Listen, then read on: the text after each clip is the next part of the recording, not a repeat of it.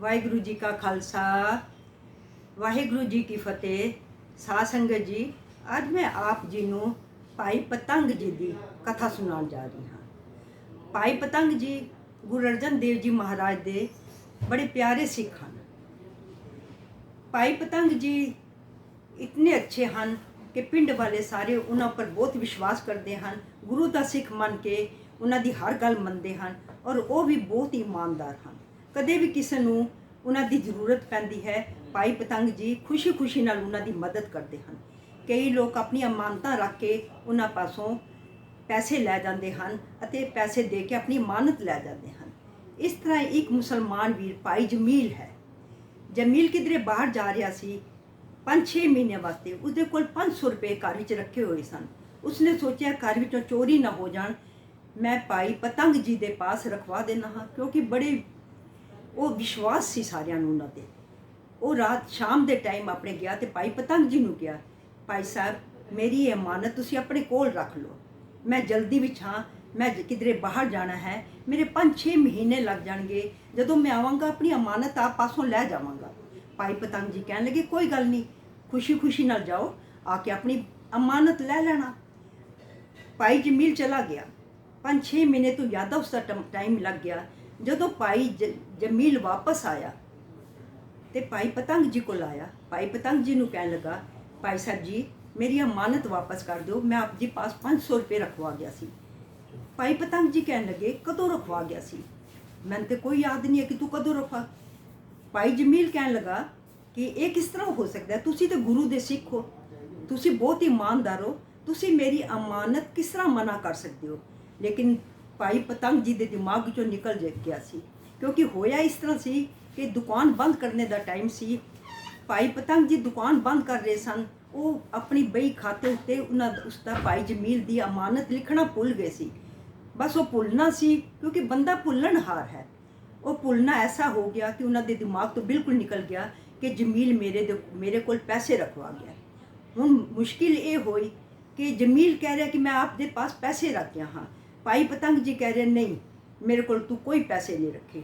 ਦਿਮਾਗ ਤੋਂ ਨਿਕਲ ਚੁੱਕਾ ਸੀ ਉਹਨਾਂ ਦੇ। ਹੁਣ 500 ਰੁਪਏ ਦੀ ਰਕਮ ਬਹੁਤ ਵੱਡੀ ਰਕਮ ਸੀ, ਉਹ ਕਿਸ ਤਰ੍ਹਾਂ ਛੋੜ ਦਿੰਦਾ? ਹੁਣ ਇੱਧਰ ਉੱਧਰ ਭਟਕ ਰਿਹਾ, ਸਾਰਿਆਂ ਨੂੰ ਕਹਿ ਰਿਹਾ ਕਿ ਮੇਰੇ ਨਾਲ ਇਨਸਾਫ ਕਰਾਓ। ਕਾਜੀ ਕੋਲ ਗਿਆ। ਕਾਜੀ ਕਹਿਣ ਲੱਗਾ ਜੋ ਗੁਰੂ ਦਾ ਸਿੱਖ ਹੈ ਉਹ ਬਹੁਤ ਇਮਾਨਦਾਰ ਹੈ, ਉਹ ਝੂਠ ਨਹੀਂ ਬੋਲ ਸਕਦਾ। ਉਹ ਕਹਿਣ ਲੱਗਾ ਉਹ ਨਹੀਂ ਝੂਠ ਬੋਲ ਸਕਦਾ, ਮੈਂ ਵੀ ਝੂਠ ਨਹੀਂ ਬੋਲ ਰਿਹਾ। ਉਸਨੇ ਵੀ ਕਈ ਆਪਣੇ ਵਿਸ਼ਵਾਸ ਦਿਵਾਇਆ ਕਿ ਮੈਂ ਇਹਨਾਂ ਕੋਲ ਰਖਵਾ ਗਿਆ। ਅਖੀਰ ਕਾਜੀ ਨੇ ਕਿਹਾ ਇਸ ਚੀਜ਼ ਦਾ ਫੈਸਲਾ ਨਹੀਂ ਹੋ ਸਕਦਾ, ਇੱਕੋ ਹੀ ਕੰਮ ਹੋ ਸਕਦਾ ਹੈ ਕਿ ਅਸੀਂ ਤੇਲ ਦਾ ਕੜਾਇਆ ਗਰਮ ਕਰਦੇ ਹਾਂ। ਦੋਨਾਂ ਨੇ ਹੱਥ ਪਾਣਾ ਤੇਲ ਗਰਮ ਵਿੱਚ। ਜੋ ਸੱਚਾ ਹੋਏਗਾ ਉਹਦਾ ਹੱਥ ਬਚ ਜਾਏਗਾ, ਜੋ ਝੂਠਾ ਹੋਏਗਾ ਉਹਦਾ ਹੱਥ ਸੜ ਜਾਏਗਾ। ਠੀਕ ਹੈ, ਮਨਜ਼ੂਰ ਹੈ, ਕਿਉਂਕਿ ਜਮੀਲ ਸੱਚਾ ਸੀ। ਜਮੀਲ ਨੂੰ ਪਤਾ ਸੀ ਕਿ ਮੈਂ ਪੈਸੇ ਦੇ ਕੇ ਗਿਆ ਹਾਂ ਤੇ ਇਹਨਾਂ ਦਾ ਭਾਈ ਦਾ ਪਤੰਗ ਦਾ ਹੱਥ ਸੜੇਗਾ। ਜਦੋਂ ਸਭ ਬੈਠੇ ਹੋਏ ਸਨ, ਕੜਾਇਆ ਗਰਮ ਕੀਤਾ ਗਿਆ। ਕੜਾਈ ਵਿੱਚ ਦੋਨਾਂ ਨੇ ਹੱਥ ਪਾਉਣ ਲੱਗੇ। ਭਾਈ ਪਤੰਗ ਜੀ ਨੇ ਗੁਰੂ ਅਰਜਨ ਦੇਵ ਜੀ ਮਹਾਰਾਜ ਦੇ ਚਰਨਾਂ ਵਿੱਚ ਬੇਨਤੀ ਕੀਤੀ, ਅਰਦਾਸ ਕੀਤੀ, ਮਹਾਰਾਜ ਕਿਸ ਹੀ ਕੋਈ ਮੰਝ ਨਿਮਾਣੀ ਇੱਕ ਤੂੰ, ਮਹਾਰਾਜ ਮੇਰੀ ਸਹਾਇਤਾ ਕਰੋ, ਮੈਂ ਬੇਈਮਾਨੀ ਨਹੀਂ ਕਰ ਰਿਹਾ, ਮੇਰੀ ਮਦਦ ਕਰੋ ਮਹਾਰਾਜ, ਮੈਨੂੰ ਤੁਹਾਡਾ ਹੀ ਆਸਰਾ ਹੈ। ਹੁਣ ਜਦੋਂ ਦੋਨਾਂ ਨੇ ਹੱਥ ਪਾਇਆ, ਭਾਈ ਜਮੀਲ ਨੇ ਹੱਥ ਪਾਇਆ, ਇੱਧਰੋਂ ਭਾਈ ਪਤੰਗ ਜੀ ਨੇ ਹੱਥ ਪਾਇਆ। ਭਾਈ ਪਤੰਗ ਜੀ ਦਾ ਹੱਥ ਗੁਰੂ ਅਰਜਨ ਦੇਵ ਜੀ ਮਹਾਰਾਜ ਨੇ ਜੋ ਹੀ ਪਾਣ ਲਗੇ ਉਹ ਹੱਥਾਂ ਉੱਪਰ ਕਰ ਦਿੱਤਾ। ਭਾਈ ਪਤੰਗ ਜੀ ਦਾ ਹੱਥ ਨਾ ਸੜਿਆ, ਜਮੀਲ ਦਾ ਹੱਥ ਸੜ ਗਿਆ। ਜਮੀਲ ਬੜਾ ਪਰੇਸ਼ਾਨ ਹੋਇਆ। ਹੁਣ ਕਹਿਣ ਲੱਗਾ ਮੈਂ ਸੱਚਾ ਹੋ ਕੇ ਮੇਰਾ ਹੱਥ ਕਿਸ ਤਰ੍ਹਾਂ ਸੜ ਸਕਦਾ ਹੈ? ਭਾਈ ਪਤੰਗ ਦਾ ਹੱਥ ਕਿਸ ਤਰ੍ਹਾਂ ਬਚ ਗਿਆ? ਕਮਾਲ ਹੋ ਗਿਆ। ਉਧਰੋਂ ਭਾਈ ਪਤੰਗ ਜੀ ਸੋਚਣ ਲੱਗੇ ਕਿ ਅਗਰ ਜਮੀਲ ਝੂਠਾ ਹੁੰਦਾ ਤਾਂ ਕਦੇ ਵੀ ਗਰਮ ਤੇਲ ਵਿੱਚ ਆਪਣੇ ਹੱਥ ਨਾ ਪਾਉਂਦਾ, ਕੁਛ ਤਾਂ ਗੱਲ ਹੈ। ਭਾਈ ਪਤੰਗ ਜੀ ਦੌੜਦੇ ਹੋਏ ਦੁਕਾਨ ਖੋਲੀ। ਦੁਕਾਨ ਖੋਲ ਕੇ ਸਾਰਾ ਪੈਸੇ ਦਾ ਹਿਸਾਬ ਕਿਤਾਬ ਗਿਆ, ਲੇਕਿਨ ਬਈ ਖਾਤੇ 'ਚ ਕੋਈ ਨਾ ਲਿਖਿਆ ਹੋਇਆ ਸੀ। ਜਦੋਂ ਪੈਸੇ ਕੱਢੇ, ਪੈਸਿਆਂ ਦਾ ਇੱਕ ਪੈਸੇ ਦਾ ਹਿਸਾਬ ਕੀਤਾ, 500 ਰੁਪਏ ਫालतू ਨਿਕਲ ਆਏ। ਭਾਈ ਪਤੰਗ ਜੀ ਬੜੇ ਪਰੇਸ਼ਾਨ ਹੋਏ, ਨੰਗੇ ਪੈਰ ਦੌੜਦੇ ਹੋਏ ਜਮੀਲ ਦੇ ਘਰ ਗਏ। ਜਮੀਲ ਮੈਨੂੰ ਮਾफ़ ਕਰ ਦੇ, ਮੇਰੇ ਕੋਲ ਗਲਤੀ ਹੋ ਗਈ, ਮੈਂ ਭੁੱਲ ਗਿਆ ਹਾਂ, ਤੇਰੇ 500 ਰੁਪਏ ਇਹ ਲਓ, ਆਪਣੇ 500 ਰੁਪਏ, ਆਪਣੇ 500 ਰੁਪਏ ਪਕੜੋ। ਭਾਈ ਜਮੀਲ ਕਹਿਣ ਲੱਗੇ 500 ਰੁਪਏ ਦਿਓ ਨਾ ਦਿਓ, ਲੇਕਿਨ ਮੈਨੂੰ ਆਪਣੇ ਗੁਰੂ ਨਾਲ ਮਿਲਾ ਦਿਓ, ਤੁਹਾਡਾ ਗੁਰੂ ਕੌਣ ਹੈ, ਮਿਲਾਓ ਮੈਨੂੰ। ਪਤੰਗ ਜੀ ਕਹਿਣ ਲੱਗੇ ਹਾਂ ਕਿਉਂ ਨਹੀਂ, ਮਿਲਾਓਗੇ? ਬਿਲਕੁਲ ਮਿਲਾਵਾਂਗਾ, ਚਲੋ। ਤਿਆਰੀ ਹੋ ਗਈ। ਗੁਰੂ ਅਰਜਨ ਦੇਵ ਜੀ ਮਹਾਰਾਜ ਦੇ ਦਰਬਾਰ ਵਿੱਚ ਪਹੁੰਚ ਗਏ। ਭਾਈ ਪਤੰਗ ਜੀ ਨੇ ਗੁਰੂ ਸਾਹਿਬ ਦੇ ਚਰਨਾਂ 'ਚ ਨਮਸਕਾਰ ਕੀਤੀ ਅਤੇ ਬੈਠ ਗਏ। ਜਦੋਂ ਕੀਰਤਨ ਦਾ ਭੋਗ ਪੈ ਗਿਆ, ਜਮੀਲ ਅੰਦਰੋਂ ਬੜੇ ਗੁੱਸੇ ਵਿੱਚ ਸੀ।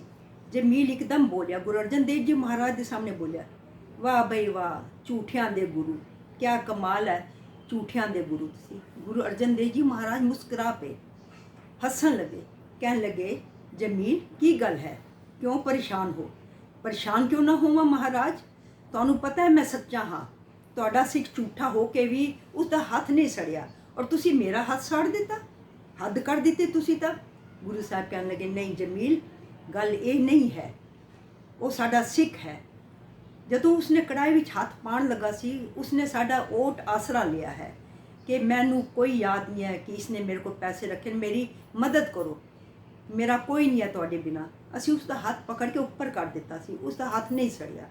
ਔਰ ਤੂੰ ਕਦੇ ਅੱਲਾ ਮੈਨੂੰ ਮੇਰੀ ਮਦਦ ਕਰੋ, ਕਦੇ ਕਿਸੇ ਪੀਰ ਨੂੰ, ਕਦੇ ਕਿਸੇ ਫਕੀਰ ਨੂੰ, ਕਦੇ ਕਿਸੇ ਮੜੀਆਂ ਮਸਾਣਾ ਦੇ ਗੁਰੂਆਂ ਨੂੰ, ਪੀਰਾਂ ਨੂੰ ਤੂੰ ਮੰਨਦਾ ਰਿਹਾ, ਕਿਸੇ ਨੇ ਤੇਰੀ ਮਦਦ ਨਾ ਕੀਤੀ, ਇਸ ਕਾਰਨ ਤੇਰਾ ਹੱਥ ਸੜ ਗਿਆ ਹੈ।